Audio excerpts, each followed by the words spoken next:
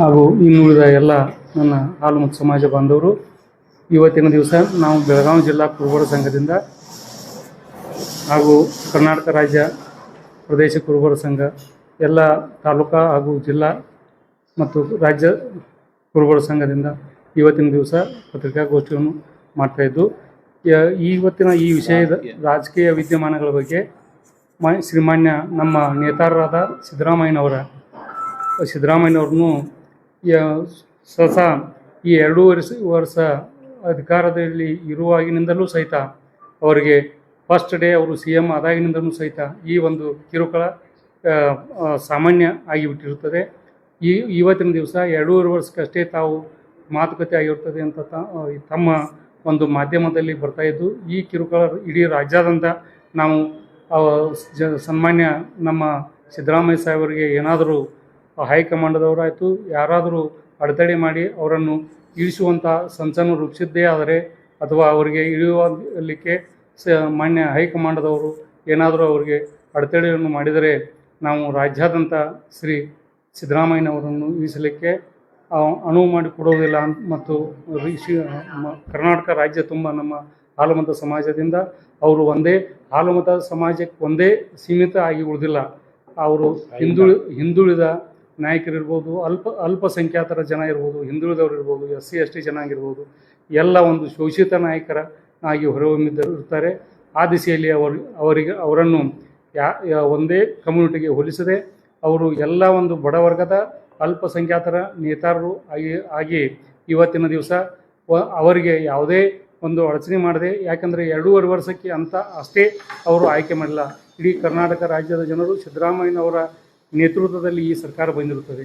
ಈ ಸರ್ಕಾರಕ್ಕೆ ಮಾನ್ಯ ಸಿದ್ದರಾಮಯ್ಯನವರ ಒಂದು 5 ವರ್ಷ ಅಧಿಕಾರವನ್ನು ಜನಪರ ಆಡಳಿತವನ್ನು ಕೊಡಲಿ ಅಂತ ಹೇಳಿ ರಾಜ್ಯಾದ್ಯಂತ ಎಲ್ಲ ದೀನದಲಿತರಿರ್ಬೋದು, ಇವತ್ತಿನ ಹಿಂದುಳಿದ ಮತ್ತು SC ST ಜನಾಂಗದ ಎಲ್ಲ 70% ನಾವು 70% ಜನರು ಅವರಿಗೆ ಅಧಿಕಾರಕ್ಕೆ ಸಿದ್ದರಾಮಯ್ಯನವರು ಬರಲಿ ಅಂತ ಹೇಳಿ ಈ ರಾಜ್ಯಾದ್ಯಂತ ಒಕ್ಕೊರಲಿನಿಂದ ಓಟವನ್ನು ಮುಖಾಂತರ ಅವರಿಗೆ ಹಾಕಿ ಸಿದ್ದರಾಮಯ್ಯನವರೇ ಇರಬೇಕಂತ ಹೇಳಿ 70% ಎಲ್ಲ ಹಿಂದುಳಿದವರು ಇರ್ಬೋದು, ಇವತ್ತು SC ಇರ್ಬೋದು, ST ಇರ್ಬೋದು, ಅಲ್ಪಸಂಖ್ಯಾತರು ಇರ್ಬೋದು, ಎಲ್ಲ ಜನಾಂಗದವರು ಅವರು ಸಿದ್ದರಾಮಯ್ಯನವರೇ ಇರಬೇಕಂತ ಒಕ್ಕೊರಲಿನಿಂದ ಎಲ್ಲ ಒಂದು ರಾಜ್ಯಾದ್ಯಂತ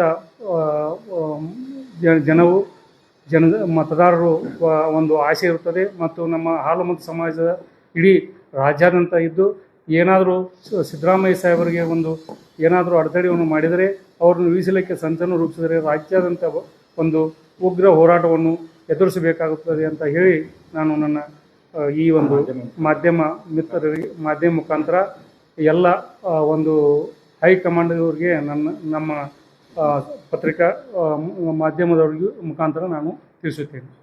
ಈಗ ಅವರು 10 ವರ್ಷ ಅಧಿಕಾರ ಅನುಭವಿಸಿದ್ದಾರೆ. ಇಲ್ಲ, ಹಂಗೇನಾಗಿಲ್ಲ.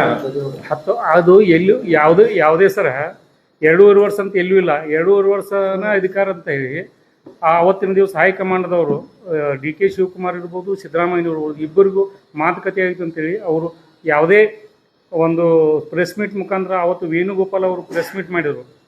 ವೇಣುಗೋಪಾಲ್ ಅವ್ರು ಏನು ಪ್ರೆಸ್ ಮೀಟ್ ಮಾಡಿದರು, 2.5 ವರ್ಷಕ್ಕೆ ಅಷ್ಟೇ ಅಂತ ಏನು ಹೇಳಿಲ್ಲ. 5 ವರ್ಷಕ್ಕೆ 5 ವರ್ಷ ಅಂದರೆ ಸಿದ್ದರಾಮಯ್ಯನವ್ರನ್ನ ಮುಖ್ಯಮಂತ್ರಿ ಮಾಡಿ ಅವತ್ತು ಮಾತುಕತೆ ಆಗಿತ್ತಂದ್ರೆ ಹೇಳ್ಬೋದಾಗಿತ್ತಲ್ಲ, ಓಪನ್ ಹೇಳ್ಬೇಕಾಗಿತ್ತು. ಸಾರ್ವಜನಿಕವಾಗಿ ಏನಾದರೂ ಹೇಳಿದರೆ ನಾವು ಅದನ್ನು ಕೇಳ್ತಾ ಇರಲಿಲ್ಲ. ಶಾಸಕರ ಮುಖಾಂತರ ಆಯ್ಕೆ ಆಗಿದೆ. ಈಗ ಒಬ್ಬ ಎಲ್ಲಾರು ಮಾತುಕತೆ ಮುಗಿದ್ಮೇಲೆ ಎಲ್ಲಾರು ಮಾತಾಡಿದ್ ಮುಗಿದ್ಮೇಲೆ ಆಮೇಲೆ ಕ್ವಶನ್ ಸರಿ ಸ್ವಲ್ಪ ಆ ಕಡೆ ಮೈಕ್ ಕೊಡಿ ಕಡೆ.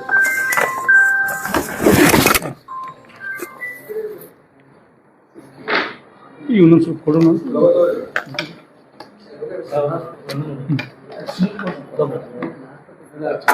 ಫಿಕ್ಸ್ ಐತದ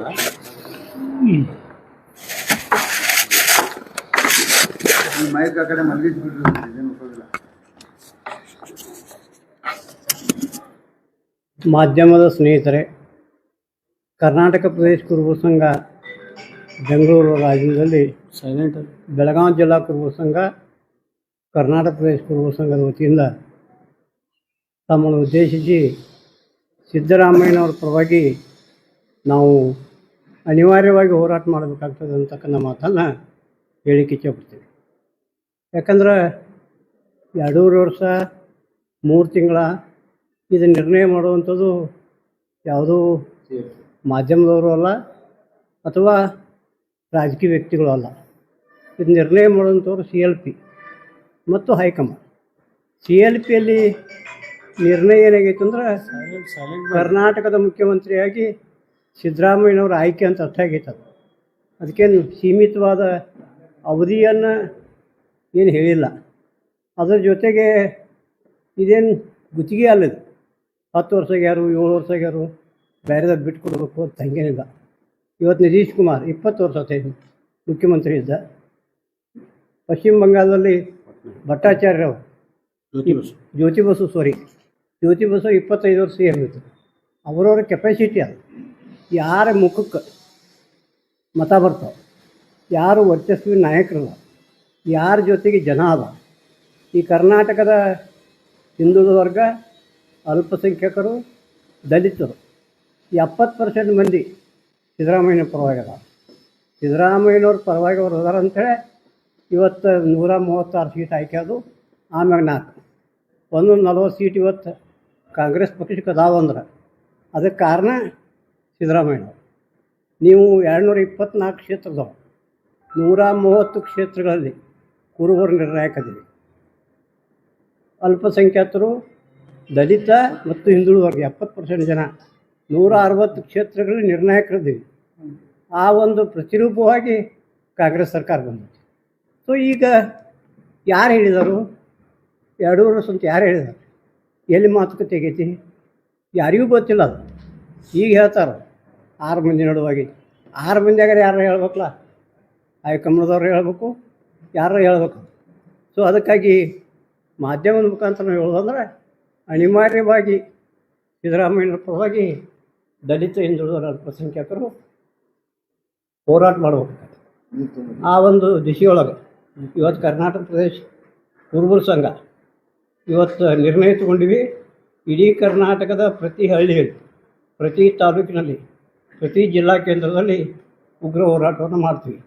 ಇವತ್ತೇನೋ ಸನ್ಮಾನ್ಯ ಸಿದ್ದರಾಮಯ್ಯನವರು, DK ಶಿವಕುಮಾರ್ ಅವರು ಇವತ್ತೇನೋ ಸಭೆ ಆಗೈತೆ ಅಂತ ಈಗ ಮಾಧ್ಯಮದ ಮುಖಾಂತರ ತಿಳಿದು ಬರತ್ತೈತಿ.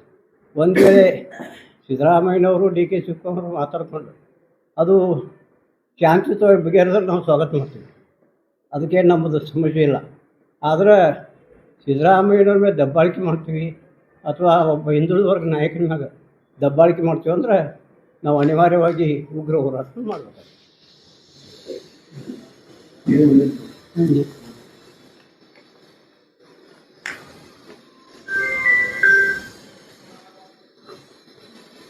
ಒಂದು ವೇಳೆ ಸಿದ್ದರಾಮಯ್ಯನವರೇ ಆಮೇಲೆ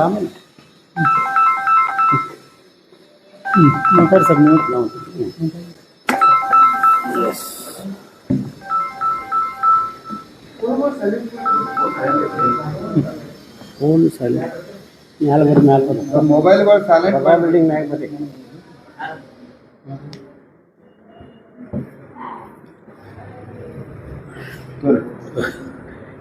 ಮಾಧ್ಯಮದ ಸ್ನೇಹಿತರೆ, ಈಗಾಗಲೇ ಕರ್ನಾಟಕ ಪ್ರದೇಶ ಕುರುಬರ ಸಂಘದ ಕಾರ್ಯಾಧ್ಯಕ್ಷರು, ಜಿಲ್ಲಾ ಕುರುಬರ ಸಂಘದ ಅಧ್ಯಕ್ಷರಾದಂಥ ಮಡ್ಡಪ್ಪ ತೋಳಿನವರು, ಮಾಜಿ ರಾಜ್ಯ ಕುರುಬರ ಸಂಘದ ಅಧ್ಯಕ್ಷರಾದಂಥ ಡಾಕ್ಟರ್ ಸನ್ನಕ್ಕಿಯವರು, ನಮ್ಮ ಕರ್ನಾಟಕ ಪ್ರದೇಶ ಕುರುಬರ ಸಂಘದ ಕಾರ್ಯಾಧ್ಯಕ್ಷರಾದಂಥ ಬಸಲಿಗುಂದಿಯವರು, SF ಪೂಜಾರಿಯವರು ವಿಚಾರಗಳನ್ನ ವ್ಯಕ್ತ ಮಾಡಿದ್ದಾರೆ. ಈ ಸಂದಿಗ್ಧ ಪರಿಸ್ಥಿತಿ, ಈ ಕರ್ನಾಟಕದಲ್ಲಿ ಏನು ಪರಿಸ್ಥಿತಿ ಉದ್ಭವವಾಗಿದೆ, ಊಹಾಪೋಹಗಳ ಮುಖಾಂತರ ಈ ಪರಿಸ್ಥಿತಿ ಸಿದ್ದರಾಮಯ್ಯನವರ ವಿರುದ್ಧ ನಡೆದಂಥ ಇದು ಒಂದು ಪಿತೂರಿ ಅಥವಾ ಷಡ್ಯಂತ್ರ ಅಂತ ಅನ್ಬೋದು. ಯಾಕೆಂದರೆ ಕರ್ನಾಟಕ ರಾಜ್ಯದಲ್ಲಿ ಮಾಸ್ ಲೀಡರ್ ಅಂತ ಯಾರಾದ್ರೂ ಇದ್ದರೆ ಅದು ಎಲ್ಲರೂ ಒಪ್ಕೋತಾರೆ. ನಾವು ಕುರುಬರ ಸಮಾಜದವ್ರು ಅಂತಲ್ಲ, ದಲಿತ, ಹಿಂದುಳಿದ, ಅಲ್ಪಸಂಖ್ಯಾತ ಈ ರಾಜ್ಯದಲ್ಲಿ ಯಾವ ಜನಾಂಗದ ಜನ ಶೋಷಿತಕ್ಕೆ ಒಳಗಾಗಿದ್ದಾರೆ, ತುಳಿತಕ್ಕೆ ಒಳಗಾಗಿದ್ದಾರೆ, ಅವರ ಧ್ವನಿಯಾಗಿ ಕಾರ್ಯ ಮಾಡ್ತಕ್ಕಂಥ ರಾಜ್ಯದಲ್ಲಿ ಯಾರೇ ಮುಖಂಡರಿದ್ದರೆ ಅದೇ ಏಕೈಕ ಸಿದ್ದರಾಮಯ್ಯ ಅಂತ ಎಲ್ಲರೂ ಒತ್ತಿ ಹೇಳ್ತಾರೆ. ಆದರೆ ಈಗ ನಡೆದಂಥ ಪರಿಸ್ಥಿತಿಯಲ್ಲಿ ಹಿಂದೆ 2013ರಿಂದ 2018ರವರೆಗೆ ಸುಸೂತ್ರವಾಗಿ ಆಡಳಿತವನ್ನು ಕೊಟ್ಟಂಥ ಒಂದು ಖ್ಯಾತಿ ಅವರಿಗಿದೆ. ನಡೀತಕ್ಕಂಥ ಸರ್ಕಾರ ಅನೇಕ ಶೋಷಿತರ ಬಾಗಿಲಿಗೆ ಭಾಗ್ಯಗಳನ್ನ ಕೊಡ್ತಕ್ಕಂಥ ಅನೇಕ ಭಾಗ್ಯಗಳನ್ನ ಸೃಷ್ಟಿ ಮಾಡಿ ಯಶಸ್ವಿಯಾಗಿ ಅವರನ್ನು ಅನುಷ್ಠಾನಕ್ಕೆ ತಂದಂಥ ಖ್ಯಾತಿ ಸಿದ್ದರಾಮಯ್ಯವ್ರಿಗಿದೆ. ಆಡಳಿತ ದೃಷ್ಟಿಯಲ್ಲಿ ಕರ್ನಾಟಕ ಜನರ ಹಿತದೃಷ್ಟಿಯಿಂದ, ಒಂದೇ ಜಾತಿಯ ಹಿತದೃಷ್ಟಿಯಿಂದ ಅಂತಲ್ಲ, ಆಡಳಿತದ ಹಿತದೃಷ್ಟಿಯಿಂದ, ರಾಜ್ಯದಲ್ಲಿರ್ತಕ್ಕಂಥ 7 ಕೋಟಿ ಜನರ ಹಿತದೃಷ್ಟಿಯಿಂದ ಅವರೇ ಮುಂದುವರಿಬೇಕು ಅನ್ನೋ ಆಸೆ ಪ್ರತಿಯೊಬ್ಬರಲ್ಲಿ ಕೂಡ ಇದೆ. ಅದಕ್ಕೆ ವಿಪರೀತವಾಗಿ ಈಗ ನಡೀತಕ್ಕಂಥ ಚಟುವಟಿಕೆಗಳು ಇದು ರಾಜ್ಯದಲ್ಲಿ ಬೆಳವಣಿಗೆಗೆ ಅಡ್ಡ ಬರ್ತಕ್ಕಂಥ ಒಂದು ಪ್ರಸಂಗ ಆಗಿದೆ. ಇಂಥ ಚಟುವಟಿಕೆಗಳು ಯಾರ್ಯಾರು ತೊಡಗಿದ್ದಾರೆ ಅವರು ಒಂದೇ ಜಾತಿಯ ನಿನ್ನೆ ಒಕ್ಕಲಿಗ ಸಮುದಾಯದ ಜನರು ನಾವು ಮುಂದಿನ ಚುನಾವಣೆಯಲ್ಲಿ ಕಾಂಗ್ರೆಸ್ಸಿಗೆ ಪಾಠ ಕಲಿಸ್ತೀವಿ ಅಂತಂದರೆ ಅವರಿಂದ ಏನು ಹೆದರಬೇಕಾಗಿಲ್ಲ. ಯಾಕೆಂದರೆ ಅವರು ಯಾವಾಗೂ ಕೂಡ ಕಾಂಗ್ರೆಸ್ ಪರವಾಗಿ ಮತ ಚಲಾಯಿಸಿಲ್ಲ. ಹೋದ MLA ಚುನಾವಣೆಯಲ್ಲಿ JDS ಪರವಾಗಿ ಮತ ಚಲಾಯಿಸಿದರು, MP ಚುನಾವಣೆಯಲ್ಲಿ BJP ಪರ ಮತ ಚಲಾಯಿಸಿದರು. ಆದರೆ ಅವರಿಂದನೇ ಹೆದರಬೇಕಾಗಿಲ್ಲ. ಅದರ ಅಹಿಂದ ಮತಗಳನ್ನು ಕ್ರೋಢೀಕರಿಸಿ ಅವೆಲ್ಲವನ್ನು ಕಾಂಗ್ರೆಸ್ ಬೆನ್ನೆಲುಬಾಗಿ ನಿಂತು ರಾಜ್ಯದಲ್ಲಿ ಅಹಿಂದ ಪ್ರೇರಿತ ಸರ್ಕಾರವನ್ನು ತರೋದಕ್ಕೆ ಶ್ರಮಪಟ್ಟವರು ಭಾಳಷ್ಟು ಜನ ಸಿದ್ದರಾಮಯ್ಯವ್ರ ಜೊತೆ ಇದ್ದಾರೆ. ಅದಕ್ಕೆ ಮುಖ್ಯ ಕಾರಣೀಭೂತರು ಸಿದ್ದರಾಮಯ್ಯವರು ಇದ್ದರೂ ಕೂಡ ಕಾಣದ ಕೈಗಳು, ಅದಕ್ಕಾಗಿಯೇ ಶ್ರಮಿಸ್ತಕ್ಕಂಥ ಕೈಗಳು ಸಾಕಷ್ಟು ಜನ ನಮ್ಮ ಅಹಿಂದ ವರ್ಗದಲ್ಲಿ ಇದ್ದಾರೆ. Doctor G. ಪರಮೇಶ್ವರ್ ಇರ್ಬೋದು, H. ಮಹದೇವಪ್ಪ ಇರ್ಬೋದು, ಸತೀಶಣ್ಣ ಜಾರಕಿಹೊಳಿ ಇರ್ಬೋದು, KH. ಮುನಿಯಪ್ಪ ಇರ್ಬೋದು, MB. ಪಾಟೀಲ್ ಅವರು ಇರ್ಬೋದು, ಸಾಕಷ್ಟು ಜನ ನಮ್ಮ ಎಲ್ಲ ಈ ದಲಿತ ಹಿಂದೂ ಜಮೀರ್ ಅಹ್ಮದ್ ಅವರು ಇರ್ಬೋದು, ಸಾಕಷ್ಟು ಜನ ದಲಿತ ಅಲ್ಪಸಂಖ್ಯಾತ ಹಿಂದೂದಲ್ಲಿ ಕೂಡ ದುಡಿದವರು ಇದ್ದಾರೆ. ಅದಕ್ಕೆ ಈ ಒಗ್ಗಟ್ಟಿನಲ್ಲಿ ಎಲ್ಲರೂ ಕೂಡ CLP ಮೀಟಿಂಗ್ ಮೊದಲೇ ಮುಖ್ಯಮಂತ್ರಿ ಮಾಡುವಾಗ ಹೈಕಮಾಂಡ್ ತೊಂದರೆಯಲ್ಲಿದ್ದಾಗ ಅವಾಗ ನೇರವಾಗಿ ಸ್ಪಷ್ಟ ಸಂದೇಶ, ಶಾಸಕರು ಏನು ನಿರ್ಣಯ ತಗೋತಾರೆ ಆ ನಿರ್ಣಯಕ್ಕೆ ಬದ್ಧವಾಗಿ ನಾವು ಸಭಾನಾಯಕನನ್ನು ಆಯ್ಕೆ ಮಾಡ್ತೀವಿ ಅಂತಂದು ಬೆಂಗಳೂರಿಗೆ ಬಂದು CLP ಮೀಟಿಂಗ್ನಲ್ಲಿ ಸಭಾನಾಯಕನನ್ನು ಆಯ್ಕೆ ಮಾಡಿದ್ರು. ಆ ಆಯ್ಕೆ ಮಾಡುವಾಗ CLPದಲ್ಲಿ ಯಾವತ್ತೂ ಕೂಡ ಇವರ ಆಯ್ಕೆ 2.5 ವರ್ಷಕ್ಕಿದೆ ಅಂತ ಹೇಳಿಲ್ಲಲ್ಲ. 2.5 ವರ್ಷಕ್ಕೆ ಹೇಳಿದೆ, ಅವಾಗ ತೀರ್ಮಾನ ಆಗಬೇಕಾಗಿತ್ತು. ಇಲ್ಲ 2.5 ವರ್ಷಕ್ಕೆ ಇವರಿದ್ದಾರೆ, ಮುಂದೆ 2 ವರ್ಷಕ್ಕೆ ಯಾರಾಗ್ತಾರೆ ಅನ್ನೋದು ತೀರ್ಮಾನ ಆಗಬೇಕಿತ್ತಲ್ಲ. ಅದಕ್ಕೆ ಸುಮಾರು 110ಕ್ಕಿಂತ ಹೆಚ್ಚು ಶಾಸಕರು ಸಹಿ ಮುಖಾಂತರನೇ ಸಿದ್ದರಾಮಯ್ಯನವರಿಗೆ ಬೆಂಬಲ ನೀಡಿದ್ದು ಕೂಡ ಇದು ಇತಿಹಾಸ.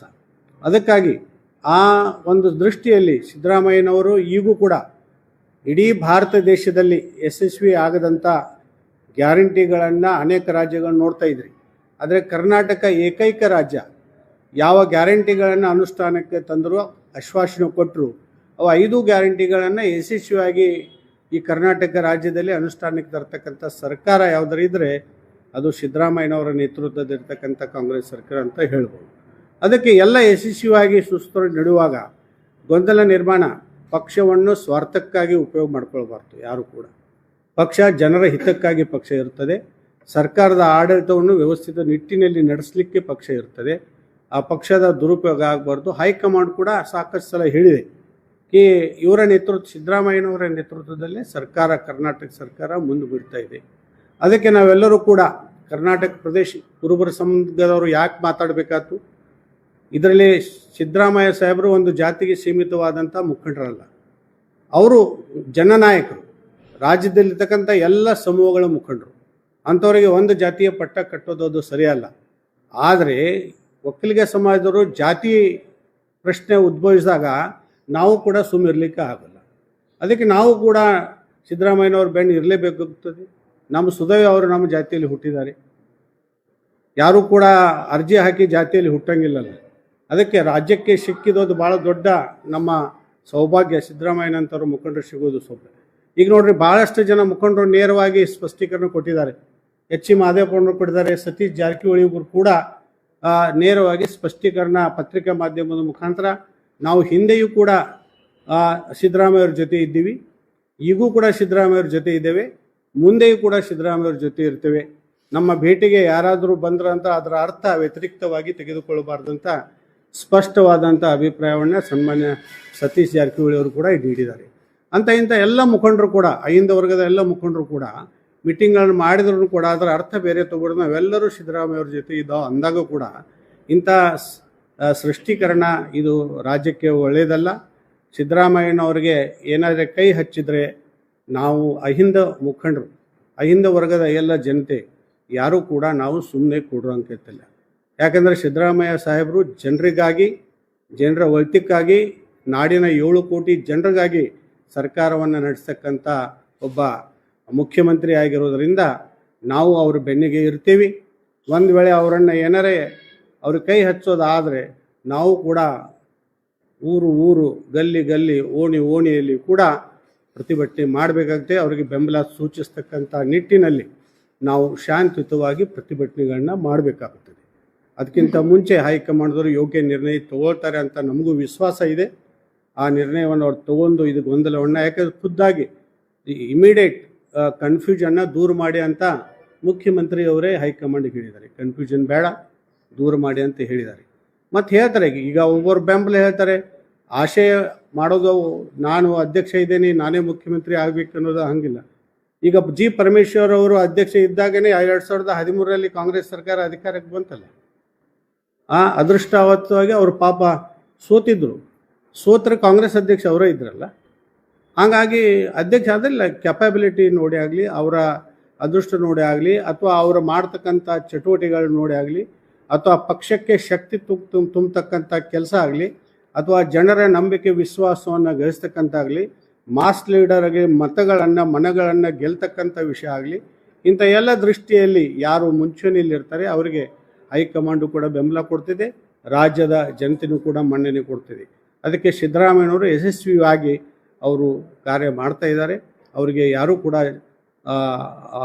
ಅಪಸ್ವರ ಎತ್ತಬಾರ್ದು, ಅವರನ್ನೇ ಮುಂದುವರಿಸಬೇಕಂತ ನಮ್ಮ ಕುರುಬ ಸಮಾಜದ ಪರವಾಗಿ ಅಷ್ಟೇ ಅಲ್ಲ, ನಾವು ಎಲ್ಲ ಹಿಂದುಳಿದ ಸಮಾಜದ ಪರವಾಗಿ ಕೂಡ ನಾವು ಆಶಯವನ್ನು ವ್ಯಕ್ತ ಮಾಡಿ ನನ್ನ ಇಲ್ಲಿ ಶಬ್ದಕ್ಕೆ ವಿರಾಮ ಕೊಡ್ತೀನಿ. ಅವರು ನಾಷ್ಟ ಮಾಡ್ಯಾರ, ನೀವು ನಾಷ್ಟ ಮಾಡಿ DK ಶಿವಕುಮಾರ ಸಿದ್ದರಾಮಯ್ಯ ಕೂಡ ನಾವು ಅವ್ರ ಜೊತೆಗಿದ್ದೀವಿ, ಅವ್ರು ನಮ್ಮ ಜೊತೆಗೆ ಅದಾರ ಅಂತ ಹೇಳ್ಕೊಂಡಾರ. ಅದಕ್ಕೆ ಸರ್ ಒಂದು ವೇಳೆ ಹೊಂದಾಣಿಕೆ ಆದ್ರೆ ಸ್ವಾಗತ ಇದೆ, ಶಾಂತಿಯುತವಾಗಿ ನಮ್ಮ ಈಗ ಕರ್ನಾಟಕದ ನಾವು ಸಮಾಜದ ಬೇಡಿಕೆ ಏನು, ಡಾಕ್ಟರ್ ಸಣ್ಣಕ್ಕಿ ಅವರು ಮಡ್ಯಪ್ಪನವರು ಹೇಳಿದರು ಈ ಎಲ್ಲ ಮತಕ್ಷೇತ್ರಗಳಲ್ಲಿ ನಮ್ಮ ಸಮಾಜದ ಮತಗಳು ನಿರ್ಣಾಯಕವಾಗಿವೆ. ನಮ್ಮ ಮತಗಳಿಂದ ಆಯ್ಕೆಯಾದಂಥ ಕಾಂಗ್ರೆಸ್ ಶಾಸಕರಿದ್ದಾರೆ. ನಾವು ಕೇಳ್ತೀವಿ ಅವರಿಗೆ, ನಾವು ನಿಮಗೆ ಮತ ಹಾಕಿದ್ದೀವಪ್ಪ, 40,000, 50,000, 20,000, 30,000 ಮತಗಳನ್ನು ನಿಮ್ಗೆ ಹಾಕಿದ್ದೀವಿ. ಯಾರಿಗೆ ನೋಡಿ ನಾವು ಸಿದ್ದರಾಮಯ್ಯನವರಿಗೆ ನೀವು ಕೈ ಬಲಪಡಿಸ್ತೀರಿ ಅಂತ ನೋಡಿ ನಿಮಗೆ ಮತಗಳನ್ನ ಹಾಕಿದ್ದಾರೆ. ಅದಕ್ಕೆ ನಾವು ಅವರಲ್ಲಿ ವಿನಂತಿ ಮಾಡ್ಕೊಳ್ತೀವಿ, ನೀವು ಸಿದ್ದರಾಮಯ್ಯವ್ರ ಜೊತೆ ಇರಿಯಪ್ಪ, ಅವ್ರ ಕೈ ಬಿಡಕ್ಕೆ ಹೋಗಬೇಡ್ರಿ, ನಾವು ನಿಮ್ಗೆ ಬೆಂಬಲವಾಗಿ ಇದೇವಲ್ಲ, ಮುಂದೆ ಇರ್ತೀವಿ, ಸಿದ್ದರಾಮಯ್ಯನ ಕೈ ಬಲಪಡಿಸ್ರಿ ಅಂತ ಹೇಳ್ತೀವಿ ಇಷ್ಟೇ. ಅದು ಅವ್ರಿಗೆ ಬಿಟ್ಕೊಟ್ಟು ವಿಷಯ ಸರ್. ಈ ನಮ್ಮ ಕಡೆ ಬರಂಗಿಲ್ಲಲ್ಲ, ಇದು ಭಾಗದಲ್ಲಿ ಬರಂಗಿಲ್ಲಲ್ಲ, ಅದು ಮೈಸೂರು ಡಿವಿಷನ್ಗೆ ಅಷ್ಟೇ ಸಂಬಂಧಪಟ್ಟ ಬೇಡಿಕೆ ಇಡೋದು ಸರ್ವಸಾಮಾನ್ಯ. ಒಬ್ಬ MLA ಆಗದವನು ನಾನು MLA ಆಗ್ಬೇಕಂತಾನೆ, MLA ಆದವನು ನಾನು ಮಂತ್ರಿ ಆಗ್ಬೇಕಂತಾನೆ, ಮಂತ್ರಿ ಆದವನು ನಾನು ಮುಖ್ಯಮಂತ್ರಿ ಆಗ್ಬೇಕಂತಾನೆ.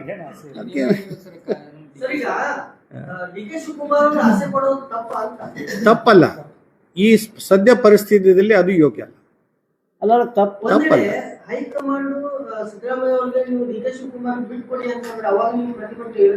ಮುಖ್ಯಮಂತ್ರಿ ಮೇಲೆ ಏನಾದ್ರೂ ಒಂದು ಕಪ್ಪು ಚುಕ್ಕಿ ಇರ್ಬೇಕು, ಅವ್ರು CLP ಇಂದ ಶಾಸಕರ ಮತದಾನದಿಂದ ಹೋರಾಟ ಇರುತ್ತೆ ಸರ್. ಸಿದ್ದರಾಮಯ್ಯನವ್ರಿಗೆ ಕೈ ಹಚ್ಚಿದ್ರೆ ಹೋರಾಟ ಇದ್ದೇ ಇರುತ್ತೆ.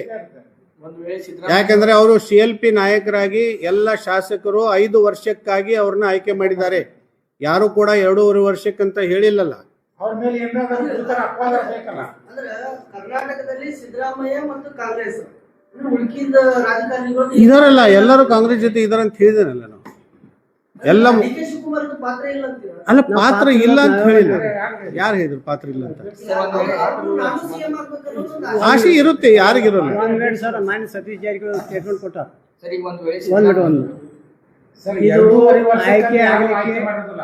ಸಿದ್ದರಾಮಯ್ಯ ಮತ್ತು DK ಶಿವಕುಮಾರ್ ನೇತೃತ್ವ ಮಾಡ್ಯಾದ್ರು ಎಲ್ಲರೂ ಒಪ್ಕೋತೀವಿ.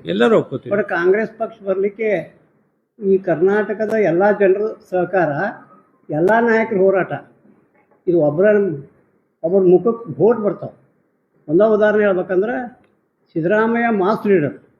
ಸಿದ್ದರಾಮಯ್ಯ ಇವತ್ತು ಕರ್ನಾಟಕದ ಯಾವುದೋ ಹಳ್ಳಿಗೆ ಹೋದ್ರೂ ಯಾವುದೂ ವೆಹಿಕಲ್ ಮಾಡೋದನ್ನ 10,000-20,000 ಮಂದಿ ಕೂಡ್ತಾರಂದ್ರೆ ಅದು ತನ್ನಿಂತಾನೆ ಕೂಡ. ಇವತ್ತು ಡಿ ಕೆ ಶಿವಕುಮಾರ್ ಅವರು ಒಂದು ಸೀಮಿತವಾದ ಪ್ರದೇಶದ ನಾಯಕರು.